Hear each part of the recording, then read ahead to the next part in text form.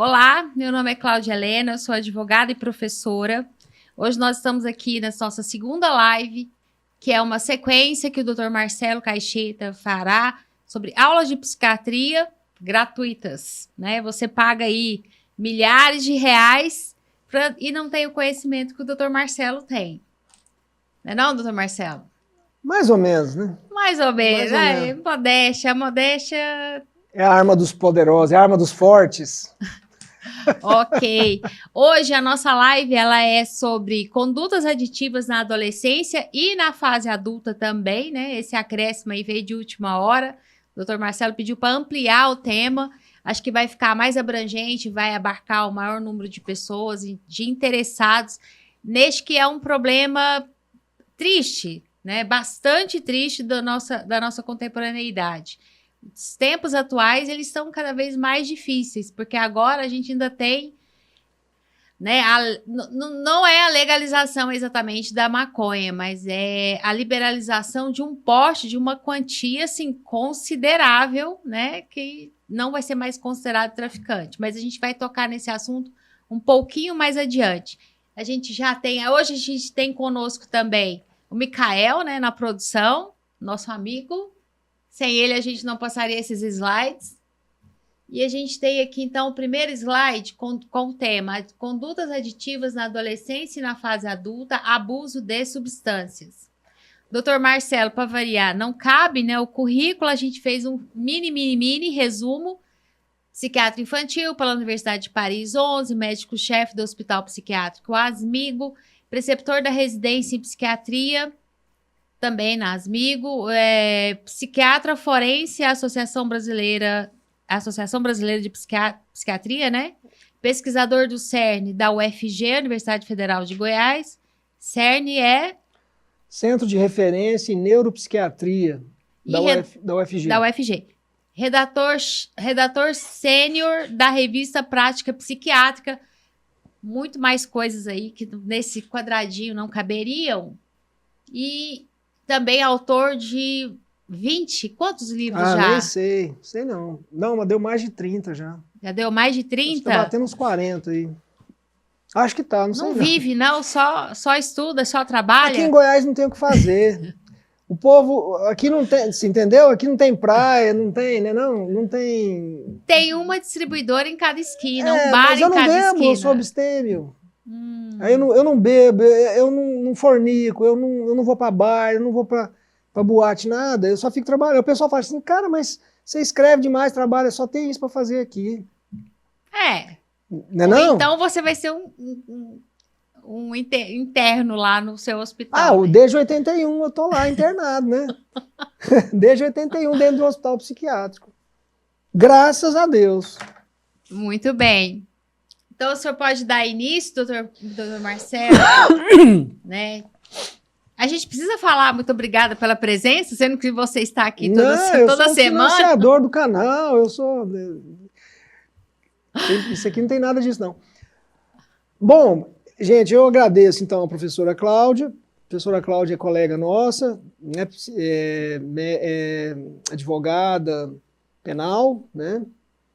Eu sempre cultivo essa amizade, porque um dia ela ainda vai me tirar da cadeia, se Deus quiser. Apesar de eu estar financiando o canal dela, do 8 de janeiro, né? Que então, 8 de janeiro? Ué, a hora que você for presa pela Lei de Segurança Nacional, eu vou ser um dos financiadores, né?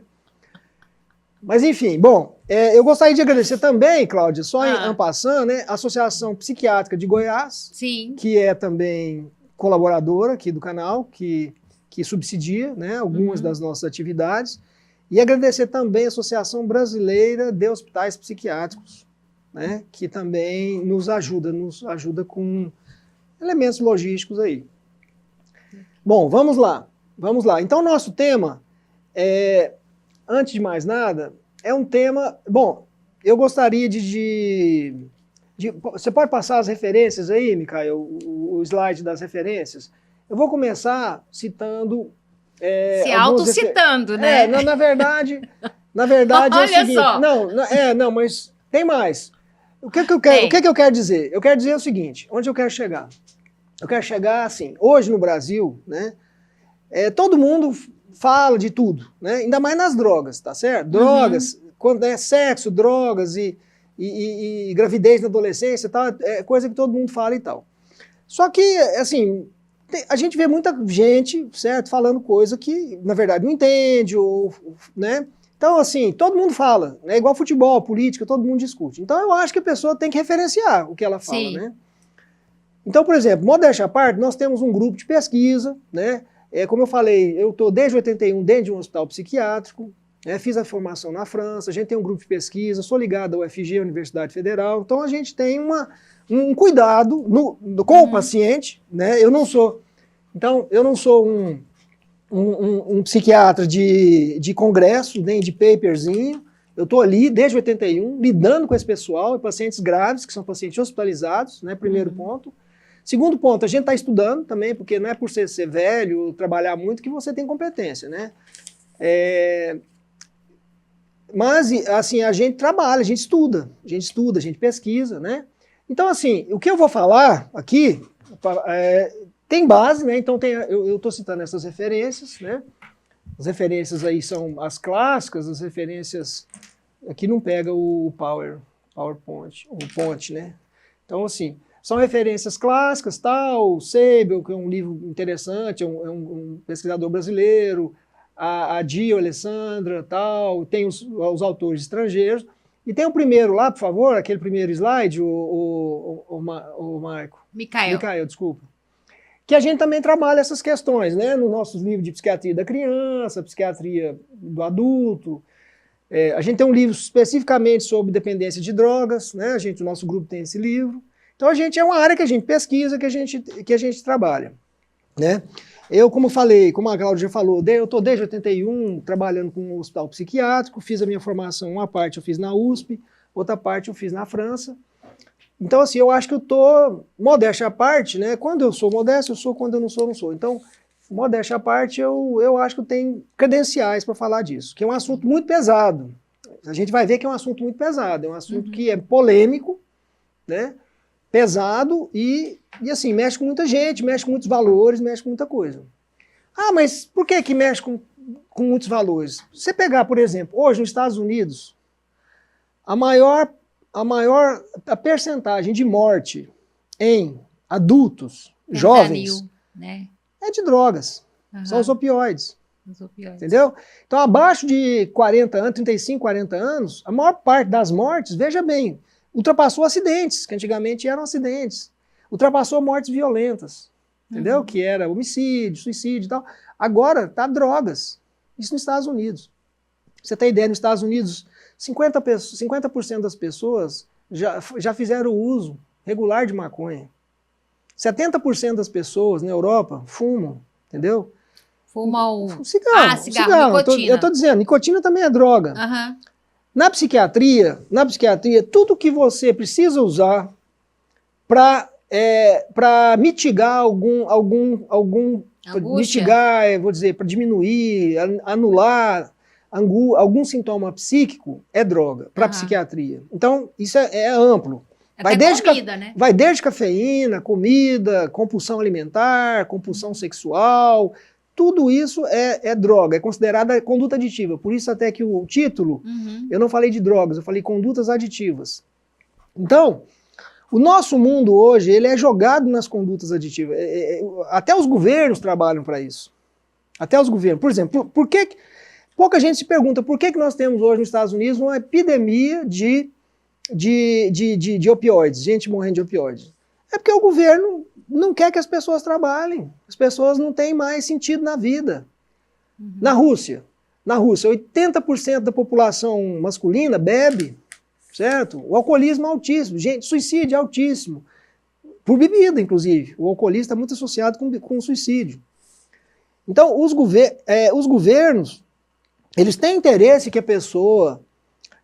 o que o governo faz? Ele tira a iniciativa da pessoa. Então, no hemisfério norte, né? Estados Unidos, Europa, eles tiram a iniciativa. Você não pode produzir, você não pode trabalhar. Você vai ser o quê? Um indivíduo ali. Você vai ficar parado. Você não tem iniciativa, você não tem espírito de viver. Você não tem gana de viver. Você não tem espírito de vida. Aí você fica o quê? Você vai sentir dor, você vai engordar, você vai comer. Aí vem a dor, aí vem o médico que prescreve para dor. né? Porque essa epidemia de drogas que está tendo nos Estados Unidos é causada pela medicina. Sim, eu sei. Pela medicina. Os próprios médicos começaram a prescrever. É a máfia da dor, certo? Hoje no Brasil, infelizmente eu tenho que dizer isso, uma coisa que pouca gente gosta de falar, mas hoje no Brasil a grande parte da preocupação dos psiquiatras é ter receita para fazer venvança, para passar venvança. Tem muito paciente viciado, não só psiquiatra, evidentemente, mas qualquer médico pode prescrever. Muitos pacientes viciados em venvança. Concurseiros. Viciado em Ritalina. Tem um colégio aqui em Goiânia, riquíssimo, caríssimo, que prepara alunos para os cursos, para ITA, para medicina, e que lá dentro tem boca de fumo, entendeu? Tem gente vendendo venvança, tem gente vendendo Ritalina, tem gente vendendo anfetamina, você entendeu? Então, assim, é muito grave esse consumo de drogas. Repetindo, drogas é qualquer coisa, né? É bebida, é vape, é pod, é cigarro, é café, entendeu? Até chocolate demais, comida demais, tudo isso é que você usa para mitigar um estado mental. E que você usa, e que atrapalha você a viver, a conviver, a trabalhar e a amar. Tem que atrapalhar. Tem que atrapalhar. Porque eu bebo café. Tem que atrapalhar, certo? Mas me atrapalha. Sim, então você não é doente, vamos dizer, você não é doente. Ou agora, se você também precisa do café, não, gente, eu preciso do café, senão eu morro, senão eu vou ter um ataque de pânico, também é doença. Então, nem sempre, às vezes, atrapalha. Mas se a pessoa é dependente daquilo, aquilo também já virou droga, já virou uma conduta aditiva. Então, nós temos que fazer esse alerta para a sociedade. Por isso até que eu estou fazendo parte dessa Associação Brasileira de Hospitais Psiquiátricos, que é uma associação mais aguerrida, que não tem muita papa na língua. Então, por exemplo, se nós tivermos de cortar na carne, por exemplo, vamos dizer, estamos prescrevendo médicos, nós médicos, vamos chegar na máfia da dor, estamos prescrevendo muita anfetamina, não? Se estamos, nós vamos questionar isso. Temos que questionar, não vamos ficar jogando a areia para debaixo do tapete, entendeu?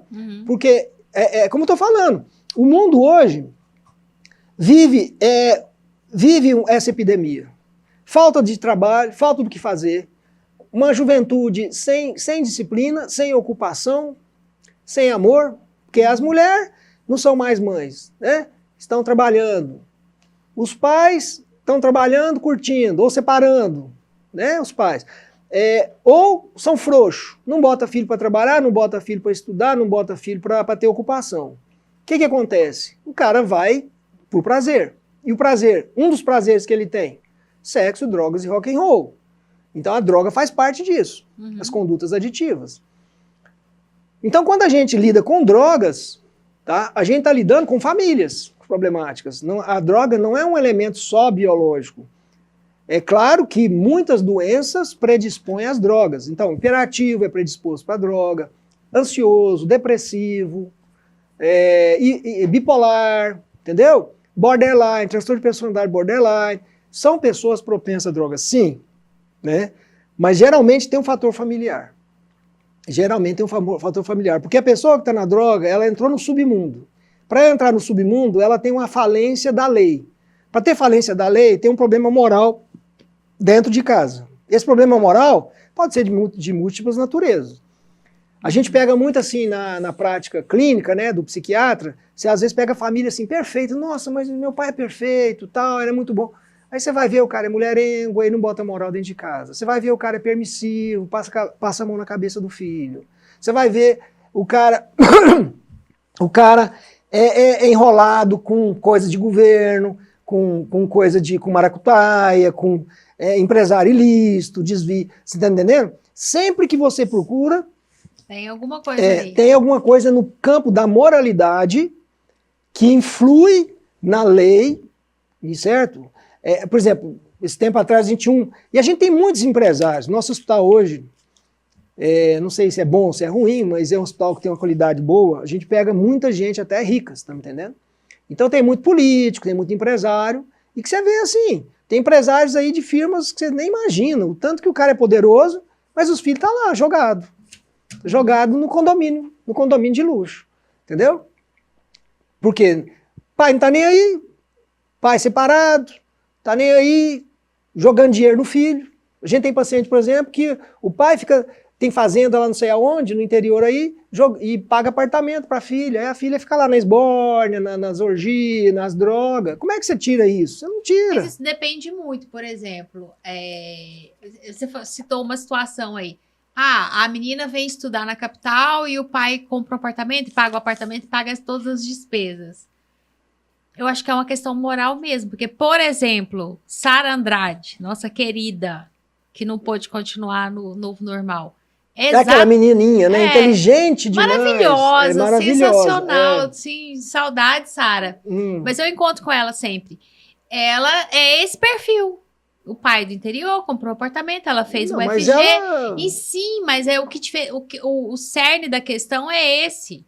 Quando a pessoa tem princípios morais, não é o fato de estar sozinha na cidade, ser jovem e estar começando um curso de graduação na universidade, não vai fazer com que ela caia na esbórnia. Se ela tiver o alicerce, se ela tiver a base moral que vem sempre, unicamente da família, que não pode ser terceirizado, assim.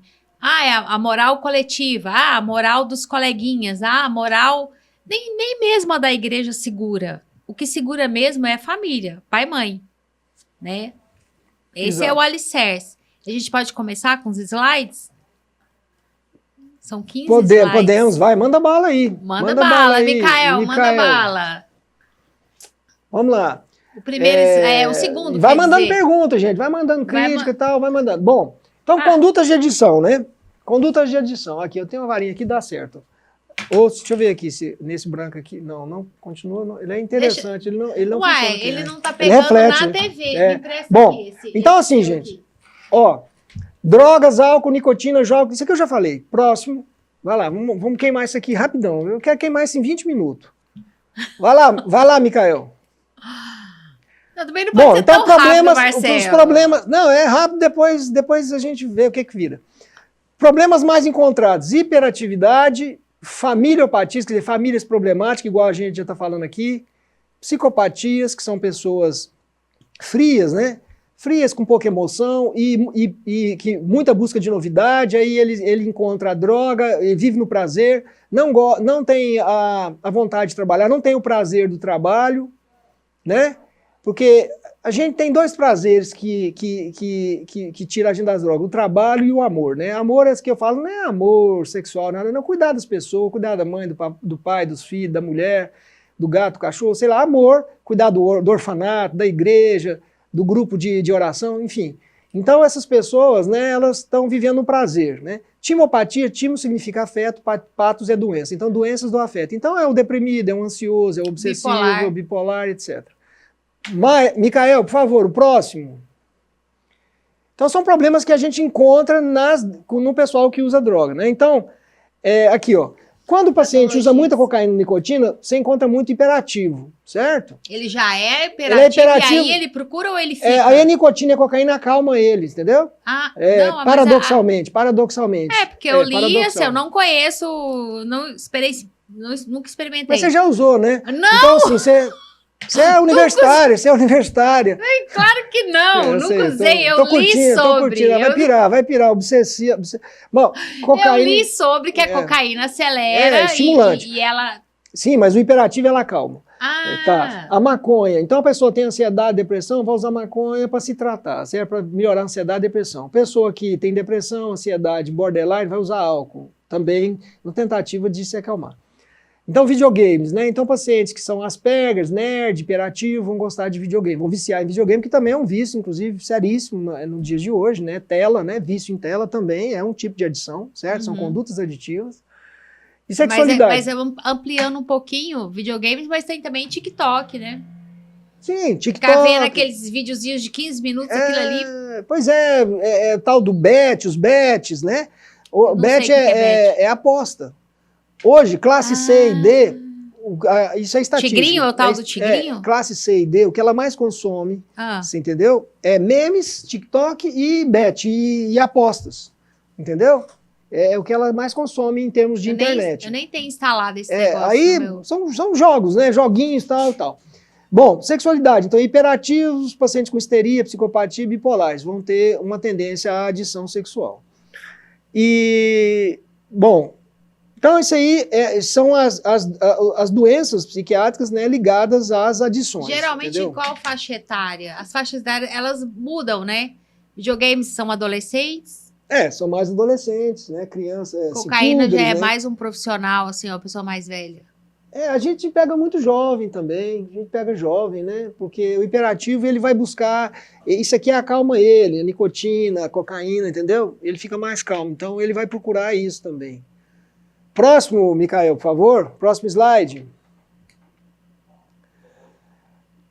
Bom, a gente encontra muito associação de drogas, né, com a psicopatia, né? Personalidade psicopática ou antissocial. Entendeu? Então é uma associação muito grande. Tanto é que muitos hospitais não aceitam o paciente drogado, o paciente toxicômano, né?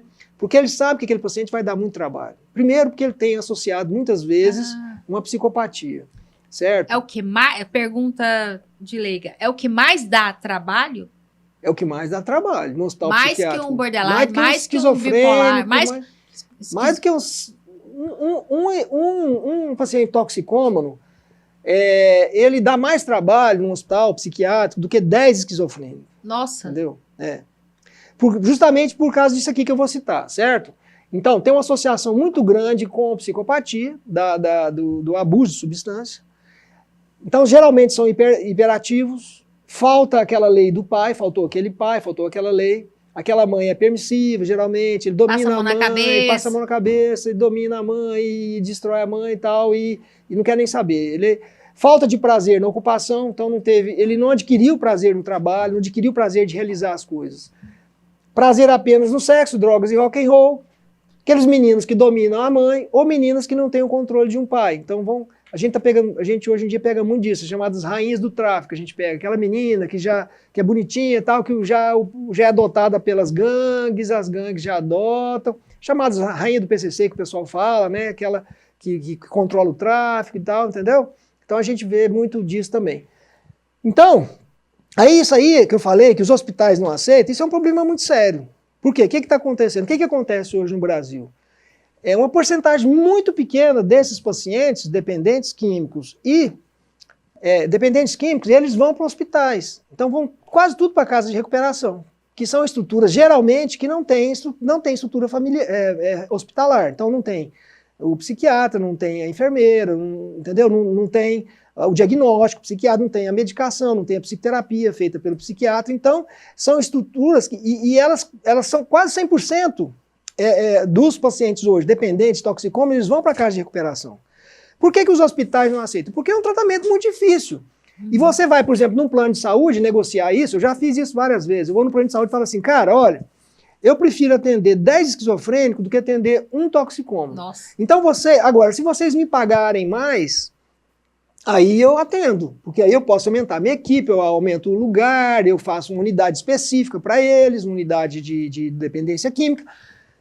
O plano, não, quero saber não. Por quê? Porque esse pessoal já está meio abandonado. A própria família já abandonou, a própria família já cansou e depositou. Não, mas não é só isso também, porque a família também já tinha muitas famílias, né? E tudo que eu estou falando assim, sempre, nem sempre é sempre, né? Em medicina a gente tem muito, a gente não pode dizer sempre, mas muitas famílias são perturbadas e já abandonaram desde o nascimento, e agora muito mais. Então esse é o paciente, é o Walking Dead, aquele paciente morto-vivo, que eles querem mais é depositar. Então muitas instituições vão ser instituições para depositar esse pessoal, e não para tratar. A que a gente chama de fazendinhas. Clínica de recuperação, casa de reabilitação, muitas dessas coisas, que são praticamente leigos, a maioria são leigas, certo? E que estão tentando até trabalhar, estão tentando fazer um bom trabalho, tal, certo? E dão amor, dão trabalho, tal. Só que não lidam com aquela parte psiquiátrica ali, certo? E quando lida, às vezes, dá remédio lá, sem o médico saber, sem ter médico, ou o médico vai lá uma vez por mês, ou é clínico geral, etc. Então acaba que não é um tratamento correto. Aí você fala, mas por que os psiquiatras, os hospitais psiquiátricos, eu já falo, defendendo a Associação Brasileira de Hospitais Psiquiátricos, é porque a gente não recebe adequadamente. O plano não paga. O plano tinha, por exemplo, o plano tinha que pagar para um dependente químico, tinha que pagar 5 vezes mais do que para um esquizofrênico. Certo? Primeiro. Segundo, as famílias não estão dispostas também a arcar entendeu? A sociedade, na verdade, não está disposta a arcar com isso, porque a sociedade, na verdade, queira ou não, rejeita o drogado, o dependente. Ela rejeita, ela pensa, isso aí acabou, isso aí não tem tratamento. É igual você vê sempre, psicopata não tem tratamento. Psicopata você deposita, prende e deixa ele lá. Não tem jeito, entendeu? Mas tem? Sim, tem jeito. Que todo mundo ouve, eu ouço que não tem. Não tem jeito se a família não quer. Muitas famílias, aliás, toda família me pergunta, né, de dependente, assim, doutor, isso tem jeito? Tem jeito. Vocês querem? Ah, a gente quer, mas vocês vão lutar? Aí que está o problema, Cláudio. Uhum. O problema médico da droga não é difícil. Não é difícil de resolver. Não é difícil. O problema difícil é o problema familiar. Então a cura dela está dependendo da família. Não depende da medicina. Você não vai ter nunca uma vacina para isso, vacina para cocaína e tal. O cara é vacina de cocaína e tal, ele vai cheirar pó de esterco. Ele vai cheirar rapé, ele vai fumar talo de mandioca, talo de mamona, você entendeu? Então, assim, isso não adianta, isso não vai vir por aí, a cura, entre aspas, vai vir da estrutura de família, e que a gente não tem na toxicomania. Né? Como eu falei, as estruturas, é aquilo que eu falei. A gente já, por exemplo, né, eu já tô nisso há 43 anos que eu lido com isso, então eu já vi de tudo. E você já vê, por exemplo, o cara que estava no crime, psicopata, ali na droga, no crime, o cara quer melhorar, por exemplo. Esse tempo atrás a gente pegou um menino desse e o pai trabalhava lá no Tocantins. Para variar, aquele pai assim meio abandônico. Aí a gente conseguiu que o pai levasse. O pai ficou com ele 10 dias, falou, não aguento esse menino e tal. Eu falei assim, o que o menino fez com você? Ele não sei o que, ele levantou a voz comigo. Eu falei assim, cara, você tá 15 anos longe do seu filho, você deixou seu filho nas drogas e tal, o menino levanta a voz, você larga, abandona ele. Vou abandonar. Abandonou, o cara foi para as drogas de novo. É assim que acontece. O cara não quer ter sacrifício. Porque esse menino, você tem que pegar ele ali, botar num colo e botar para trabalhar, para andar com você, vem cá, meu filho, dá amor, dá disciplina e dá trabalho. Eles não dão. Às vezes a mãe dá amor, mas não tem a disciplina nem o trabalho. Ou às vezes o pai dá só a disciplina e o trabalho, mas falta amor. É aquele pai carrasco, também não adianta. Uhum. Se adiantasse, a polícia resolvia o problema de drogado. Trata no porrete, eles consertavam. E conserta, não conserta. Porque também está faltando amor. Então falta tratamento, diagnóstico, tratamento. Falta amor, falta trabalho. Né? Então não adianta você também ter só diagnóstico, tratamento biológico e terapia se você não tem amor e trabalho vindo da família. Muitas vezes também só a família sozinha não dá conta, só com amor e trabalho da família não dá conta. Precisa ter assessoria da médica, psiquiátrica, né? Com medicação e terapia. Só que as coisas não se casam, entendeu? Justamente por isso, porque as famílias não querem investir, aí os planos de saúde não investem, a sociedade, na verdade, não investe no problema do drogado. Tanto é que deixaram acabar os hospitais psiquiátricos, né? O governo acabou com os hospitais psiquiátricos, a sociedade deixou acabar. Hoje está todo mundo indo para casa de recuperação, até crianças e adolescentes. Recentemente saiu uma reportagem, criança e adolescente em casa de recuperação, que é um absurdo. Por quê? Porque as casas de recuperação viraram os novos hospitais psiquiátricos do país, porque o governo acabou com os hospitais psiquiátricos, o governo tem uma política de acabar com a psiquiatria, essa é uma política dele, explícita dele, e pensada e planejada, acabou com os hospitais psiquiátricos. Aí agora, até criança está indo para casa de recuperação, entendeu? Então, aí não tem lugar para esse pessoal. Aí o médico, quando o médico trata, você não tem apoio da família. Quando a família... Pois é, mas casar, coordenar todos esses fatores é complicado, hein? Tem que ter o amor da família, mas um amor responsável, um amor com disciplina. Isso. Tem que ter um psiquiatra especializado, tem que ter a medicação correta. São muitos fatores. Não, mas é tudo fácil de resolver. É tudo fácil de resolver. Primeira vez que eu tô ouvindo alguém falar, é fácil de resolver. É facílimo de resolver. Facílimo de resolver. Por exemplo, a droga... droga... Assumir responsabilidade é fácil? Para algumas pessoas? Facílimo de resolver, sim, se quiser. Assim, sim, a família assumir a responsabilidade, o próprio adicto assumir a responsabilidade. Não, o adicto não vai assumir. Isso aí é a família que fica pensando. Quem pensa assim, ele tem que querer... ele vai porque quer, se ele não quiser não tem jeito, isso aí é balela. Então entendeu? Você é favorável à internação compulsória? Sim, claro, evidente. A pessoa é doente, ela está doente. Ela não consegue de livrar daquilo ali.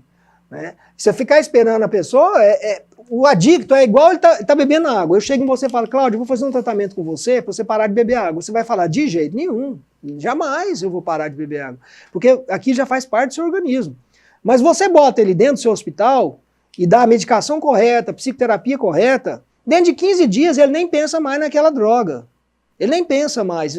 Nós temos tratamento efetivo para isso. Nós temos tratamento efetivo para abstinência, para fase de manutenção. Nós temos tratamento efetivo para ansiedade, para depressão, para hiperatividade. Nós temos esse tratamento.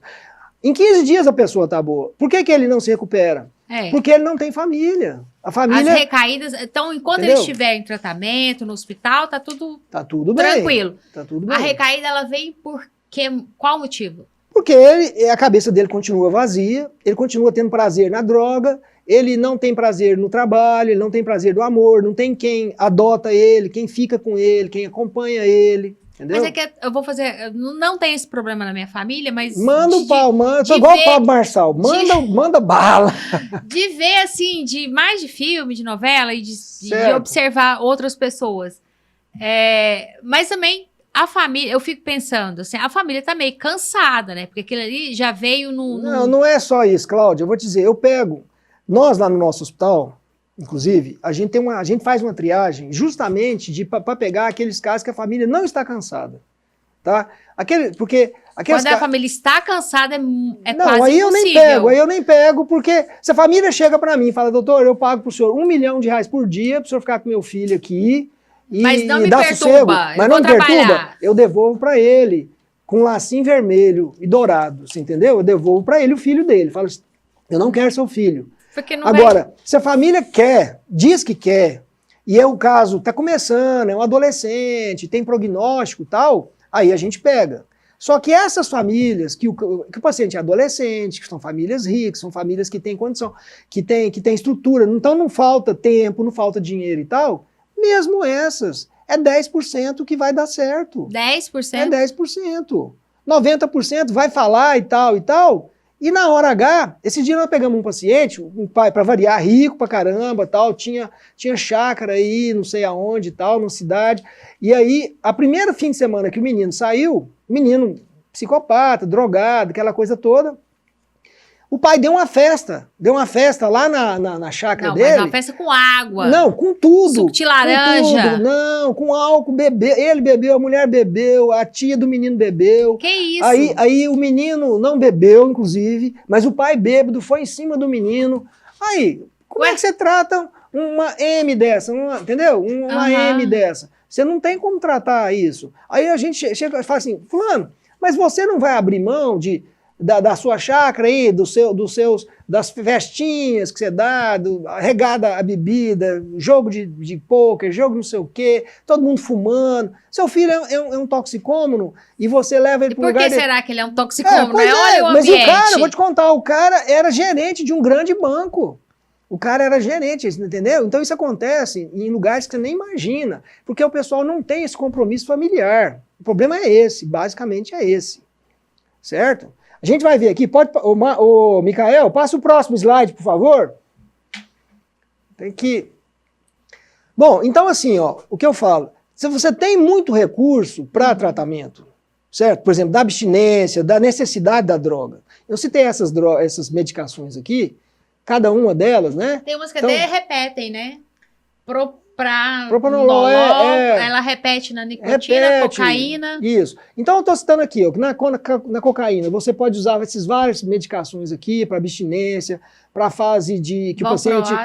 o Depakote? A nicotina. Ué, que então, engraçado, a Laura tomava Depakote e serve para cocaína. Ele é anticonvulsivante. É porque muitos cocainômanos, eles são bipolares. E aí, na fase... é epilepsia também, né? Não. É para bipolaridade. Muitos cocainômanos são bipolares. Primeiro ponto. Segundo ponto. Na abstinência aguda da cocaína, que geralmente piora de 5 a 15 dias, ela ataca, 5 a 15 dias, o paciente ele vai ficar muito ansioso, muito agoniado, e aí o valproato tem uma ação ansiolítica nele. Entendeu? Então, cada uma dessas, eu não vou detalhar isso aqui, nós vamos ficar horas e horas, né? Cada uma dessas medicações tem uma finalidade. Por exemplo, esse citalopram vai ser usado porque existe uma depressão pós-cocaínica. A cocaínica é um estimulante, é como se ela fosse um antidepressivo. Quando ela falta, muitas vezes o paciente entra em depressão, então a gente usa esse citalopram. Haloperidol é aquele paciente descontrolado, desorganizado, que quer fugir, quer ir embora, quer matar, porque muitas vezes na abstinência da cocaína, o paciente entra em estado maníaco, psicótico. ele fica maníaco psicótico. Aham. Lorazepam é um benzo, é uma medicação ansiolítica também, clozapina também no caso é um antipsicótico, como haloperidol, mas ele é potente, ele é sedativo. Propanolol é para melhorar os efeitos neurovegetativos da falta da cocaína. E também, muitos são hiperativos e o propanolol melhora o hiperativo. Entendeu? Aí ele repete ali na nicotina. Porque nicotina e cocaína são muito parecidos quimicamente. Assim, quimicamente não. Psiquiatricamente, dentro do cérebro, elas fazem efeitos mais ou menos semelhantes. Tanto é que muitos cocainômanos não param de fumar. E tem estudos que mostram que quando o cocainômano não para de fumar, ele volta para a cocaína. Por isso que 90% dessas caras de recuperação não funcionam o tratamento. Porque eles deixam porque fumar. eles fumam. Então ele está tratando de uma droga, mas usando outra droga, entendeu? Então ele não vai melhorar. Ele saiu dali, logo ele volta para a cocaína. Entendeu? Então, bom, maconha... Não, vamos parar na maconha, por favor, porque eu canso de ouvir dos meus alunos, geralmente aqueles, né, calorinho, veio do ensino médio, não, que maconha é natural, não, que maconha não faz mal, não, que maconha não causa dependência, e eu não tenho argumentos científicos como você pra jogar na cara deles. Aí, por favor, maconha. É droga ou não droga? Claro faz que mal ou não faz mal? Claro. Causa dependência ou não causa dependência? Esse aí já é... Causa. Antigamente, não se achava-se que não causava. Dependência física. Dependência psicológica, com certeza, causa. Dependência física, dizia-se que não causava. Hoje já se sabe que causa. Entendeu? Então, ela causa dependência física, primeiro. Segundo, a maconha, né? O indivíduo muitas vezes vai usar para ficar relaxado, para acalmar, para dar, entendeu? Ficar mais de boa. Então, isso é um sintoma de ansiedade. Ele está se tratando. Você está se tratando de uma doença, por exemplo, ansiedade, depressão, insônia, entendeu? Você está se tratando com um remédio errado, porque vai dar efeitos colaterais, certo? Você tem um índice altíssimo de pacientes esquizofrenizados por maconha. Então, sim. Certo? Quando eu era menina, na minha rua, não posso falar o nome, o menino que era mais velho que eu, ele já era adolescente, eu era criança. De repente, ele ficou meio aéreo, assim, ele ficava o tempo todo sentado numa poltrona, sentado numa cadeira na varanda de casa, não falava coisa com coisa. Aí diz que eu era criança, mas eu lembro das conversas, que ele fumava muita maconha e depois ele ficou meio lerdo, assim, meio aéreo. Sim, isso aí é muito comum. Vagando por um planeta, sabe-se lá se onde. você vai num hospital psiquiátrico igual o nosso, você vai ver, por exemplo, de cada 10 esquizofrênicos, 4 estão esquizofrênicos por maconha, entendeu? De cada 10... 10 esquizofrênicos, 4 entraram naquilo por maconha, entendeu? Então, podia ter evitado, né? Se não tivesse fumado, não era esquizofrênico. Não esquizofrenia é uma doença incapacitante, crônica e incurável. Então, assim, ela é muito... Eu acho que foi certo? O caso do meu vizinho. Sim, isso acontece muito, né? Mas isso não adianta você falar para esse povo, Cláudio. Esse pessoal tá faltando, é igual eu tô te falando, não tá faltando conhecimento, tá faltando serviço. Não, mas eles insistem. Ocupação. Não, professora, tá faltando não, maconha pai. não faz mal, não faz mal nenhum. Grande parte dessa luta contra a maconha é luta contra a autoridade, é luta contra o pai, entendeu? É luta contra o pai, contra a autoridade. O pai, a autoridade, representa trabalho, representa ocupação. Mas nós temos que ser contra o pai, porque o pai gerou a Inquisição, gerou a igreja, gerou a política, gerou o patriarcado, gerou os déspotas, gerou os ditadores, então nós temos que lutar, então nós vamos ser maconheiros. Em resumo, é isso. Entendeu? Você vai lutar contra isso, não tem jeito. Aí eles vão pirar, vão usar. Eu conheço, por exemplo, um engenheiro, porque não é só a psicose. Tem também a síndrome paranoide, efeito parano, que o paciente vai ficando paranoico. E tem também a síndrome amotivacional, que o paciente vai virando pastel. Ele vai virando um pastel, tipo aquele engenheiro que virou suco. Eu tinha um paciente que era engenheiro, literalmente ele virou suco. Hoje ele tem uma banquinha de fazer carimbo, nem isso ele está dando conta mais, deixou para a mulher dele, entendeu? Não, então, esse meu vizinho, porque minha irmã era amiga das irmãs dele, a gente, sei lá, a amizade durou uns 30 anos, agora eu não sei como é que tá. Ele ficou incapacitado, eu acho que ele nunca trabalhou. Ele nem sequer chegou a se formar. Agora, não é nem aí eles falam assim, suco. mas sei lá, o Bill Gates usa, o Elon Musk usa, tal. Eu não quero saber de Bill Gates, de Elon Musk, eu não quero saber disso. Eu quero saber dos meus pacientes. Os meus pacientes chegam maconhado. E eu falo, então, faz mal. Agora, quer usar? Usa. Eu também não vou lutar para igual, eu vou ser o patriarca, eu vou ser o governo, vou regular isso. Eu não acho, não. Deixa. É porque também tem algumas pessoas cujo o organismo ele absorve de uma maneira diferente, dá menos efeito. Tem uns que fazem. É igual o álcool. Tem gente que bebe e nunca vira alcoólatra? Tem. Mas aí você vai pegar esse para dizer. Por exemplo, que eu bebo 2 vezes por ano. Eu não bebo nada. Não bebo nada. Por ano, 2 ou 3 por ano. Eu não bebo justamente por quê? Porque eu não sei se meu filho vai ser alcoólatra, eu não sei se a minha mulher vai ser alcoólatra, eu não sei se meu neto vai ser alcoólatra, eu não sei. Isso não depende de caráter, depende da biologia. Não, mas tá ali na festa, é Natal, eu não uso, eu sou contra, inclusive, eu não uso, certo? Não, mas eu nem posso dizer que eu beba, né? Porque é tão pouco. Porque é um risco grande que você tem. Então, assim... para falar assim, ele é contra a maconha, mas ele bebe café. Eu não bebo café, ele bebe cerveja, eu não bebo, não como chocolate. Então, quer dizer, eu evito todo tipo de substância psicoativa. Porque a sua vivência é essa, né? Tá lá. Eu tenho que dar exemplo, não tem não? Como é que eu chego com um paciente e falo assim, cara, você tá com cafeinismo, você tem que parar de beber café. Mas você bebe. Aí o cara fala assim, doutor, mas o senhor bebe e tal, entendeu? Então, exemplo é tudo. É sim, claro. Né? Exemplo é tudo. Eu vou continuar com café porque eu não sou psiquiatra. Não, sim, mas mas eu digo, né? Substâncias psicoativas, né? Bom, o Micael, por favor, o próximo. Temos que correr aqui, porque senão fica grande demais esse negócio. Mas você sabia que a última live, que a gente estourou tudo, deu 2h05, ela vai bater 3.000 visualizações? Eu quero grana, Cláudia, Não dá grana nada, dá então, centavos. Vamos lá, jogos, centavos que você tá querendo eles até hoje, né? Até hoje, inclusive eu vou lá gente, olhar ela me manda todo dia, ela fala assim, gente, ela manda pra mim no zap, caiu mais 1 centavo na minha conta. Não é todo dia. Bom, não, jogos, né? Então, vício em jogos. Você tem essas medicações também, álcool. Naltrexona, essa eu nunca vi falar. Lítio? Uai. Porque muitas pessoas viciadas em jogos são bipolares. Lítio repete ali. Também, muitos são bipolares, entendeu? Lítio é não é pra depressão? Transtorno bipolar. Não, transtorno bipolar, transtorno do humor, né? Então, muitas pessoas jogam muito álcool, tem transtorno do humor. Álcool também, muitas pessoas bebem, tem transtorno do humor. Naltrexone, nunca ouvi falar. São substâncias que inibem o efeito do álcool, tiram o prazer do álcool, etc. Então, você pode usar.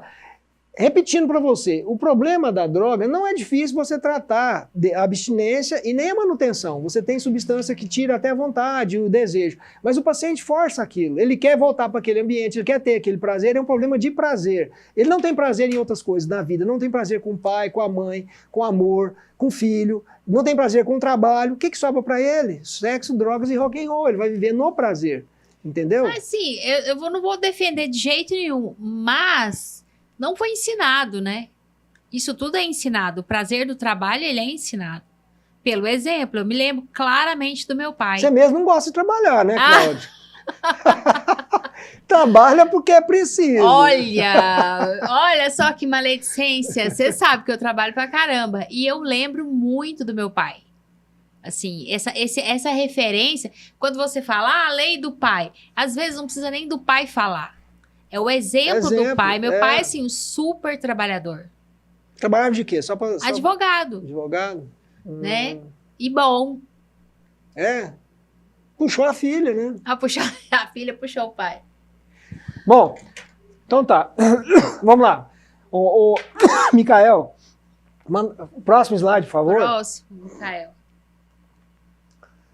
Bom, então assim, né? Como eu falei, grande parte dos toxicômanos, dos dependentes químicos, eles são hiperativos, né?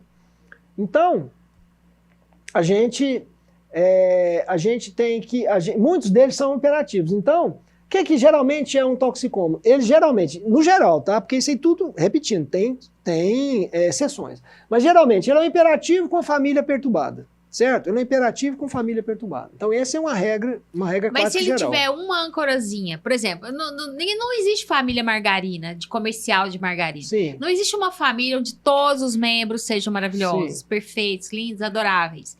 Não existe isso. Então vai ter uma pessoa problemática, mas vai ter algum que é referencial, ou vai ter outro que vai, né, dar um exemplo. Se pelo menos um da família salvar, a criança tem futuro. Depende, se for uma mãe muito amorosa, às vezes não estraga, né? A gente pega muita criança, adolescente, né, psicopata, drogado, hiperativo, que tem uma ótima mãe, mas é uma mãe permissiva. Mas eu não acho uma mãe amorosa demais ótima. Sim, pois é, mas a mãe boa mesmo, a mãe muito boa, a mãezona, ela é permissiva, entendeu? Então, falta o pai. Mas eu acho que a mãe boa é aquela que cobra tarefa. Nem sempre, né? Que senta e fala, bora fazer tarefa. Sim, a mãe quando tá sozinha, quando ela não tem um pai, quando ela às vezes tem que assumir essa dupla tarefa, aí você gera problema também, né? Porque as meninas, muitas meninas, se a gente já entra em conflito, as meninas vão ter conflito com essas mães que começam a cobrar dela. Por exemplo, a menina entra na adolescência e começa a dar trabalho, e a mãe começa a cobrar e começa a virar sargentão, aí começa... Mas entendeu? aí é que tá, tem que ter a base. Se você pega assim, na primeira infância, na infância mesmo, quando vier a adolescente, é óbvio que vai ter aquela ebulição de hormônios que o adolescente vai enfrentar os pais. Sim, mas quando tem o pai adequado, que ela ama, que ela respeita, que tem medo, certo? Tem que ter medo. Aí não é as medo, coisas... é temor reverencial. Medo mesmo. Às vezes você tem que dar um tapinha, às vezes a criança tem que gritar. Conselho tutelar, chama o conselho tutelar aqui agora. Uai. Eu vou te dar Eu nunca apanhei, Marcelo. Por isso que tá desse jeito. Não! Não, eu tô dizendo o seguinte, Cláudio. Não, mas eu tinha temor reverencial. O que é o temor reverencial? É aquele medo de desapontar o pai. Não, sim. E ele nunca me bateu. Mas você tem uma estrutura. Mas ontem mesmo eu atendi um casal que é exatamente isso aí que você falou. A mulher denunciando o marido no conselho. Só que o que aconteceu? A menina deles é hiperativa. Certo? E o pai foi tirar a menina da tela, e a menina não sai, o pai pegou, minha filha, vamos, conversou, não vou, tentou tirar ela do sofá, não conseguiu. Aí a menina, nessa, lascou um tapa no pai. Pois é, o pai falou, olha, menina de 6 anos, falou, olha, você me bateu, não pode bater no papai vai te tirar porque você agora tem que tomar banho, você tem que ir pra escola, não sei o quê.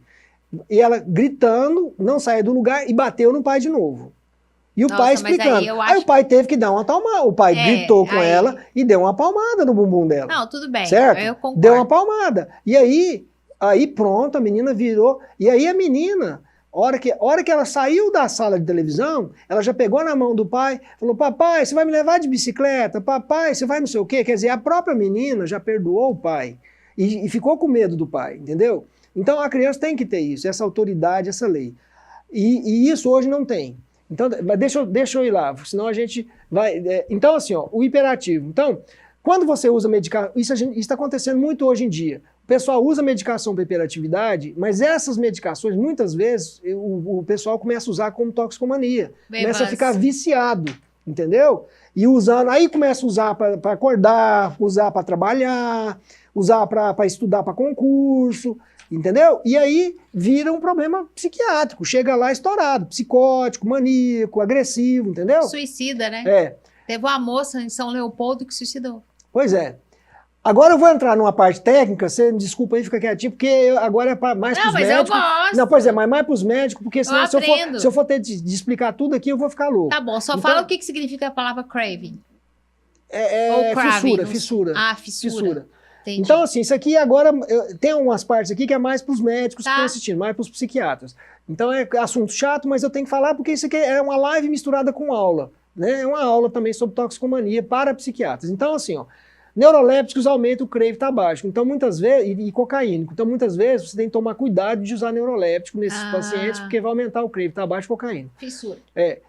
Outra coisa, se o paciente não deixa o cigarro, não deixa a droga, não queira se iludir. Tem vários estudos que mostram isso, e na minha experiência, na minha prática, já repetindo, de 43 anos é o que eu observo, certo? O paciente não deixa o cigarro, não deixa outras drogas. Ansiedade, O valproato é bom, depressão, o lítio e a citalopram. É bom para Lítio é pau pra toda obra, hein? É porque esses hiperativos, mais ou menos 80% são bipolares, entendeu? Então, eles também são bipolares. O valproato também aparece toda hora. O valproato é mais para ansiedade e também para paciente muito excitado, exaltado, que seja bipolar também, que tenha o transtorno de humor. Eu não gosto de falar bipolar porque transtorno de humor não é só depressão, nem mania, nem exaltação. Tem também outros tipos de transtorno de humor que não são nem mania, nem exaltação. Então, eu falo transtorno de humor. Então, valproato para ansiedade e tal, tal. Bom, para psicopatia tem uma medicação que chama decanoato, você aplica de 30 em 30 dias, o paciente dá uma quietada. Nossa. E te dá um sossego. Não, isso é super inédito. Eu nunca ouvi falar que psicopatia tinha remédio. Sim, tem. Todo mundo que a gente vê, assim, leigo, sou leiga, é que não tem jeito. Não, tem. É claro, eu tô dizendo o seguinte, isso aqui não é o remédio. Hannibal, não é o... Não, a psicopatia não adianta você só dar esse remédio aqui. E não ter família, não ter ocupação, certo? Não ter regra, não ter disciplina, não ter amor, certo? Não adianta. Tem que ter a medicação, mas a disciplina, a ocupação, amor, se possível, religião, entendeu? Um sentido na vida, uma ordem na vida. Então, não é que o decanoato trata a psicopatia, mas ele é necessário. Ele é necessário, mas não suficiente. Ô, Micael, próximo, por favor. Próximo slide. Fatores psicossociais envolvidos, né? Então, isso aqui a gente já falou, né? São fatores que estão envolvidos nas drogas, certo? Então, como eu falei, agora mesmo, o hiperativo, o toxicômano, geralmente, era um hiperativo com problemas familiares ou sociais. Então, aqui estão alguns problemas que nós já conversamos mais ou menos, mas só que aqui eu coloquei mais didaticamente. Então, falta de atenção afetiva dos pais, sobretudo do pai masculino, falta de moral, falta disciplinar, falta de religiosidade, divórcio, não aprendeu a trabalhar, isso que a gente discutiu agora mesmo, não aprendeu o prazer do trabalho, porque, como a Cláudia falou muito bem, o trabalho é uma coisa que você aprende. Uma criança não aprendeu o prazer do trabalho, você aprende, e geralmente na adolescência. Depois, às vezes, é difícil você fazer um adulto querer trabalhar, né?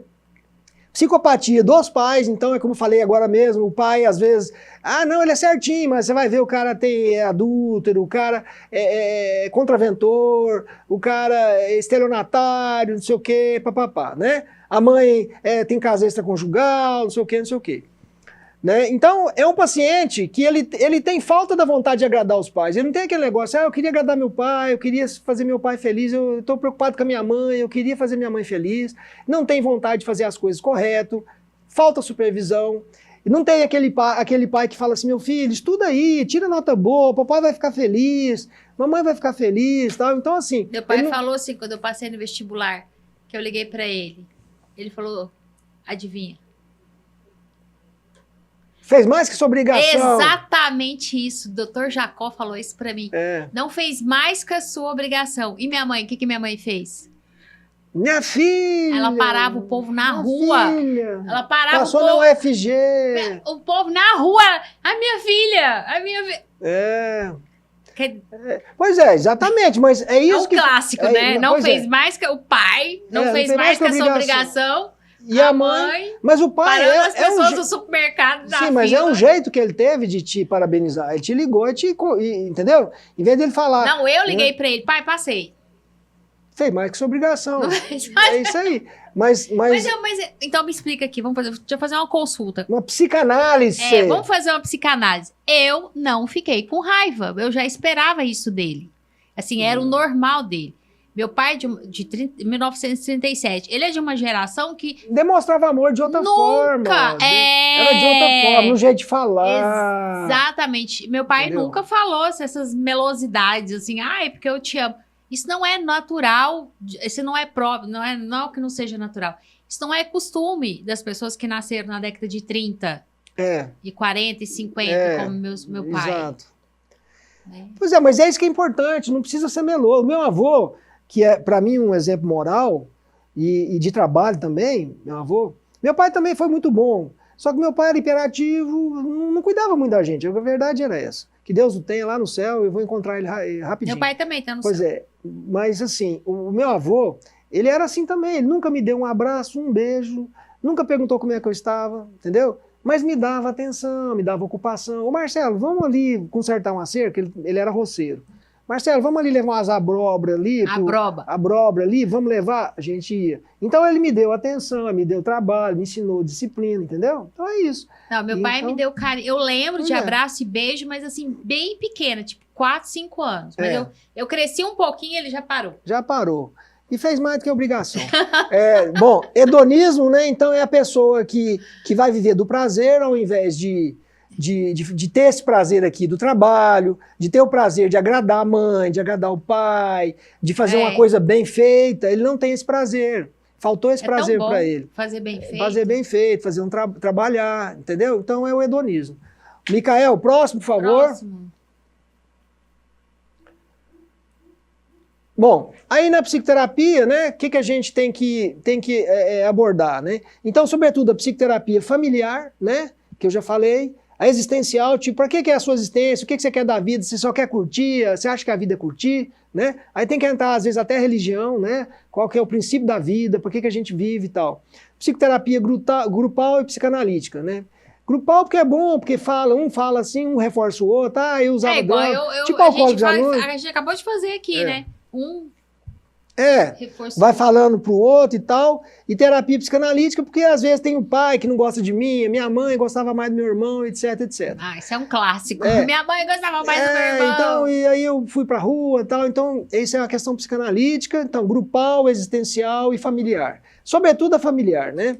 Então, nesse psicoterapeuta, muitas vezes ele vai ter que assumir esse lugar do pai, né?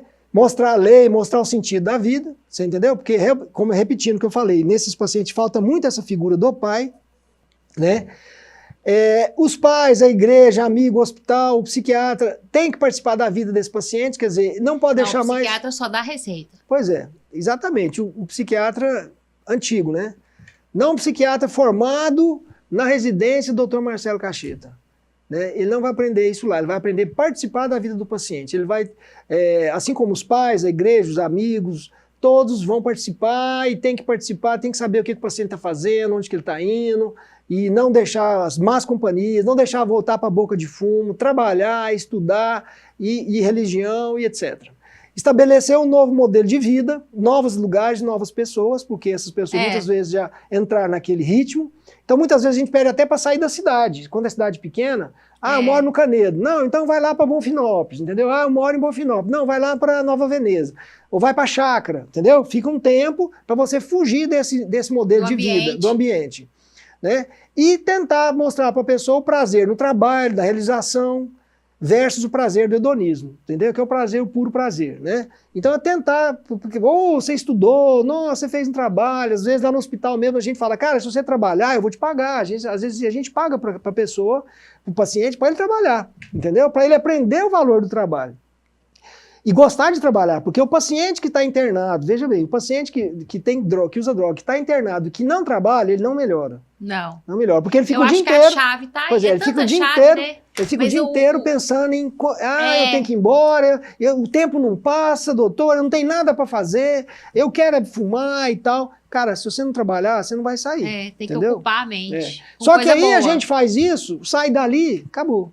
Entendeu? A gente pega assim, eu fico revoltado, sabe? Eu fico revoltado porque você vê, família rica, o cara fala assim, mas eu não tem nada pro meu filho fazer. Não tem nada, assim, meu filho, do lado da minha casa tem um lote baldio lá, faz uma horta, e bota seu filho lá. Mas quem diz que ele quer perder tempo com esse filho, que ele quer pegar uma enxada junto com esse filho, que ele quer saber o que esse filho tá fazendo? É que eu te falei, o problema da família, você tá me entendendo? Esse é o grande problema. Né? Eu acho que é o único, né?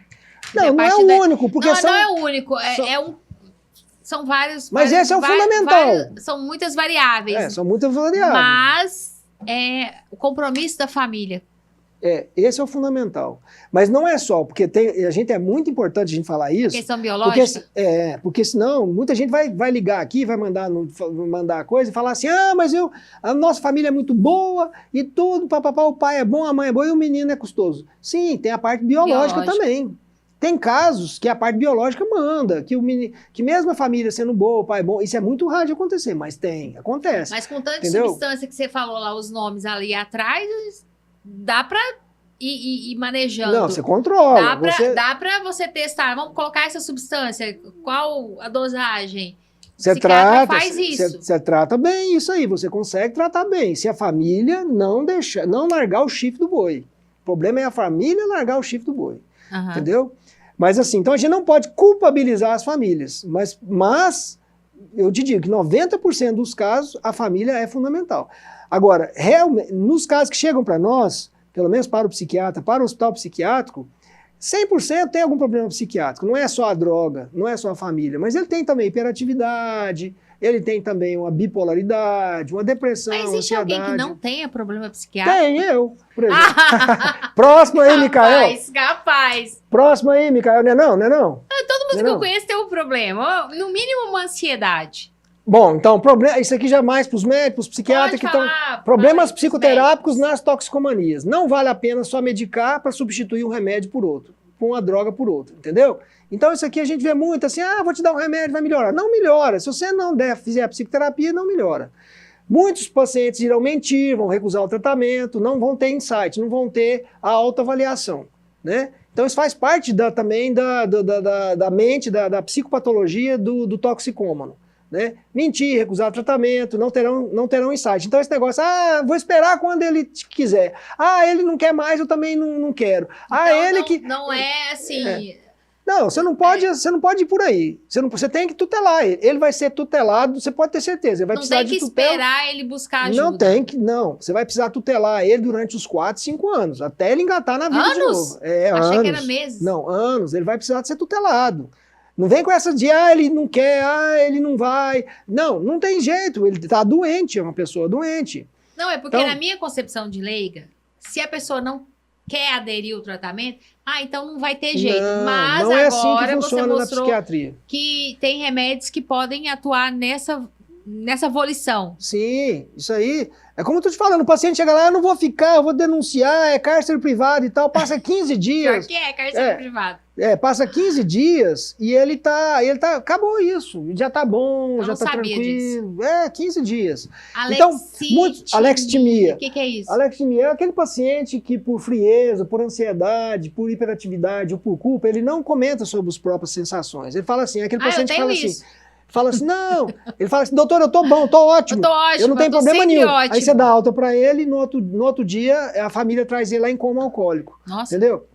Aí você fala, cara, mas você falou que tava bem. Não sei o que. É porque eles escondem, né? Por frieza, por ansiedade, por hiperatividade ou por culpa, né? Eles escondem.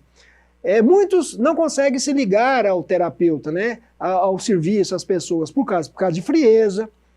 Ou já são frios por natureza, ou porque passaram por privação afetiva na infância. Essa é dose. Certo? Então, é acabar com a vida de uma pessoa. Privar a criança, privar o bebê de afeto. Pois é, aí muitos vão desenvolver uma certa frieza e não conseguem se ligar. E isso vai ser um problema na terapia, você entendeu? Uhum. Né? Egocentrismo. Então, assim, muitos hiperativos, eles têm um ego muito intenso. O que é isso? Não tem ideia. Não sabe o quê?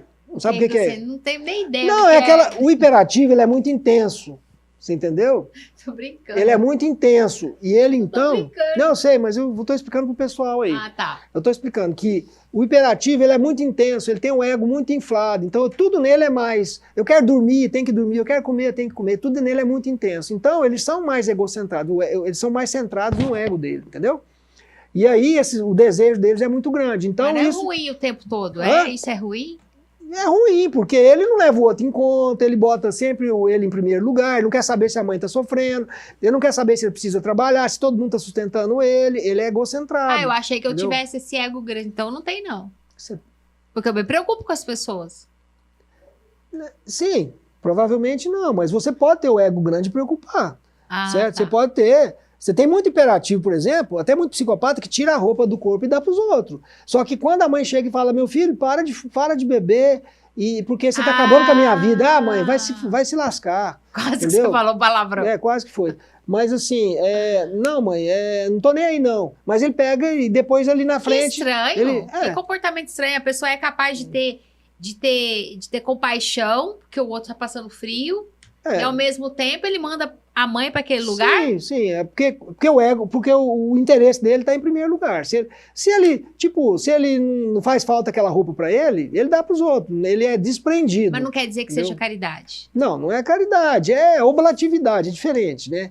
Oblatividade é aquela pessoa que tem essa tendência de dar as coisas para os outros. Não, toma aí e tal. Nem sempre é caridade isso aí, entendeu? Isso aí é gente, assim, como eu tô te falando, hiperativo. O hiperativo, às vezes, ele quer agradar, ele quer ser parça, você é meu parça, tal, toma aqui, isso aqui pra você, tal, ele gosta disso. Mas na hora da caridade, o que é caridade? Caridade é um amor dirigido, consciente, né, e esforçado, é uma coisa que você esforça para fazer, né? Então, isso é caridade, você esforça, aquilo é voluntário. Agora, eles não, eles são oblativos, é diferente. Caridade é dar o que você gostaria de receber, é alguma coisa que tenha valor. O oblativo já eu não tô ligando para essa caneta, toma essa caneta. Tá, isso aqui eu não uso mesmo, tá, eu tenho outra aqui, toma essa aqui, eu não vou ser ligado a essa caneta, você entendeu? Eles são, assim, despreendidos. Mas isso não quer dizer que sejam caridosos, como eu tô te falando. Quando pisa no pé deles, por exemplo, quando a mãe fala, meu filho, deixa de ter prazer de beber, passa a ter prazer de trabalhar para você agradar a mamãe. Ah, mãe, o que é isso? Que papo furado é esse? Não sei o quê, entendeu? Entendi. Micael, próximo, por favor. Não, mas tem slide, até eu tô cansado. Ué, você que escreveu? Pois é, mas... Bom, então, problemas familiares nas toxicomanias, né? Então, pai ausente, imoral, frio, permissivo, mãe superprotetora, permissiva, psicopatizada, tipo aquela mãe que tem amante, que não sei o quê, que leva gente macho para dentro de casa, ou que aceita o filho roubar, que o filho chega em casa, que, mãe, olha aqui que eu consegui um iPhone, não sei o quê, tal, acobertadora, instável, ninfomaníaca, né? Então, famílias onde falta disciplina, falta prazer no trabalho, no estudo, busca de prazeres errado, mães cansadas, mães dominadas pelo filho, né? Ah, não, doutor, cansei, meu filho já me dominou, eu não aguento mais. Pai revoltado com o filho, é aquele pai que nunca deu amor, nunca ensinou nada. Aí, queria que desse certo. Mas queria que desse certo. Igual isso que eu te falei, o cara tem um pai que trabalha no Tocantins, tá, há 15 anos que ele só vive lá pro Tocantins. Eu acho que até tem outra família. Aí o filho... que nós lutamos com esse menino, lutamos, o menino não estava trabalhando bonitinho, sem droga, sem nada, foi lá ficar com o pai, o menino um dia lá perdeu a paciência, pai, não sei o quê, o pai, não, vai embora, não quero saber de você, não, revoltadinho com o filho, quer dizer, não dá, entendeu? Não dá. Então, muitas famílias, infelizmente, grande parte, que é um local de depósito, então daí a profusão dessas clínicas, desses centros de dependência que viraram lugar de depósito, e agora está dando problema sério, porque muitos viraram cadeia, muitos estão, cárcere privado, muitos não tem médico, não tem diagnóstico, não tem nada, né? Então, assim, sempre na família das toxicomanias, então aquilo que eu falei agora mesmo, você deve procurar problemas morais, problemas de psicopatias, você entendeu? Isso é sempre muito comum. Tem. Não é sempre não, não é tipo sempre. 90%. A gente não pode dizer sempre, porque tem muitas exceções, mas geralmente a gente tem que procurar esse problema para trabalhar, não é para condenar, discriminar, preconceituar, é para trabalhar, é para psicoterapizar. Estratégia, né? É para saber estratégia, entendeu? Isso aqui não tem nada de pejorativo nisso. Próximo, por favor, Micael.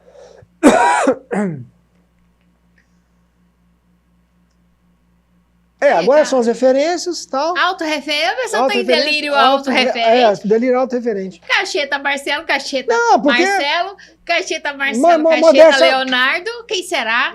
Muitas vezes, porque eu trabalho muito, fazer o quê? Né? A gente trabalha muito. Cacheta Marcelo.